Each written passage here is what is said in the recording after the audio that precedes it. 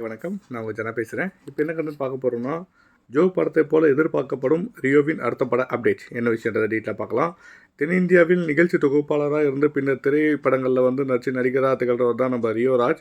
இவர் 2019ஆம் ஆண்டு நடிகர் சிவகார்த்திகேயன் இயக்கிய நெஞ்சமுண்டு நேர்மையுண்டு ஓடு ராஜான்ற படத்தின் மூலமா நடிகரா அறிமுகமானாரு. இத தொடர்ந்து இந்த பிளான் பண்ணி பண்ணணும் மற்றும் ஜோன்ற படங்கள்ல நடிச்சு மக்கள் மத்தியில நீங்காத இடம் பெற்றவரா இருக்காங்க. ஜோ படம் ரியோவின் வாழ்க்கையில ஒரு திருப்பு முனையா அமைஞ்சதுன்றது நம்ம எல்லாரும் பார்த்த விஷயம் தான். அந்த அளவுக்கு மக்கள் அனைவரும் இந்த படத்தை வரவேற்பு கொடுத்தாங்க. தற்போது ரியோ இந்த ஸ்பீட் ஹார்ட்ன்ற ஒரு திரைப்படத்தில் நடிச்சு வந்திருக்காரு. இந்த படத்தை நாளைய தினம் வெளியிட உள்ளதாக படக்குழு அறிவிச்சிருக்காங்க. மேலும் இந்த படம் ஜோ படத்தை போல மக்கள் மத்தியில் ஒரு பெரும் எதிர்பார்ப்பில் இருக்குது. கண்டிப்பாக அந்த ஜோ படம் என்ன விஷயம்னா அந்த லவ் நம்மளுடைய ஒரு ஆர்ட் டச் பண்ணுற மாதிரியான விஷயத்த கண்டிப்பாக நல்லாவே பண்ணியிருப்பாரு. அதே மாதிரி அந்த படத்தில் அவருடைய ஆக்டிங் பர்ஃபார்மன்ஸ் இட்ஸ் ஆசம். நல்லா ஒரு தரமான ஒரு ஆக்டிங்கை கொடுத்துருப்பாரு. நம்ம அடுத்தது அவருக்கு பட வாய்ப்புகள் நிறைய வரும்.